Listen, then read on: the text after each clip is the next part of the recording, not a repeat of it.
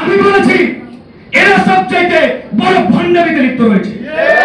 আজকের এই অনুষ্ঠান থেকে আমি চ্যালেঞ্জ দিয়ে বলতে পারি, এই জাতীয় নাগরিক পার্টি যদি মন থেকে চাই আওয়ামী লীগ নিষিদ্ধ হোক, তাহলে আগামী 24 ঘন্টার মধ্যে আওয়ামী লীগকে নিষিদ্ধ করতে এই সরকার বাধ্য হবে।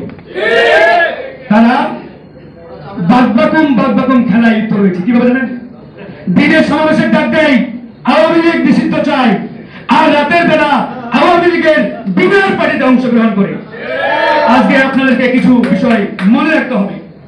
এই নাগরিক পার্টির 2 জন সদস্য ক্যাবিনেটে, তারা এই 9 মাসে একটা বারের জন্য এই ক্যাবিনেট মিটিং এ আওয়ামী লীগ নিষিদ্ধের প্রস্তাব তুলতে পারেন নাই।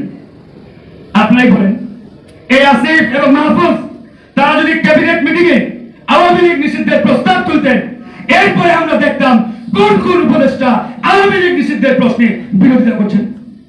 আমরা জানতে চাই, দেখতে চাই কারা কারা আওয়ামী লীগ নিষিদ্ধের বিরুদ্ধে।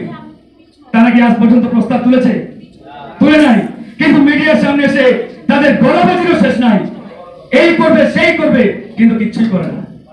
তার মানে এখান থেকে বুঝতে বাকি থাকে না, এরা দিনের বেলা আওয়ামী লীগ নিষিদ্ধ চায়, আর রাতের বেলা আওয়ামী লীগ পুনর্বাসন করতেই ব্যস্ত রয়েছে। তা না হলে বন্ধুগণ, এতদিন আওয়ামী লীগ নিষিদ্ধ না হয়ে থাকার কথা নয়। যাই হোক, কথা আর বাড়াতে চাই না। আজকে যেহেতু প্রবাসী অধিকার পরিষদের প্রতিষ্ঠা বার্ষিকী, এই প্রতিষ্ঠা বার্ষিকী থেকে আমরা বেশ কয়েকটি দাবি এই সরকারের কাছে স্পষ্ট করে বলতে চাই। এর আগেও এই দাবিগুলো আমরা সরকারকে দিয়েছি। আমরা প্রবাসীদের ভোটাধিকারের বিষয়ে সর্বোচ্চ সোচ্চার ভূমিকায় রয়েছি। অবশ্যই বিশ্বের বিভিন্ন দেশে 2 কোটি প্রবাসী আজ অবস্থান করছেন। তাদেরকে ভোটাধিকারের আওতায় নিয়ে আসতে হবে। শুধু ভোটাধিকারের আওতায় নিয়ে আসলেই হবে না, তাদের একটা নির্দিষ্ট সংখ্যক জনপ্রতিনিধিত্ব এই পার্লামেন্টে রাখতে হবে।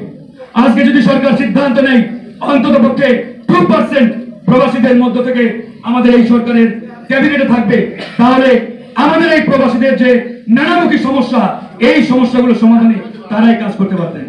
কিন্তু এই সিদ্ধান্তগুলো নেওয়া হচ্ছে না। তো আমরা এই সিদ্ধান্তগুলো নেওয়ার জন্য এই সরকারের কাছে আমাদের আবেদন থাকবে।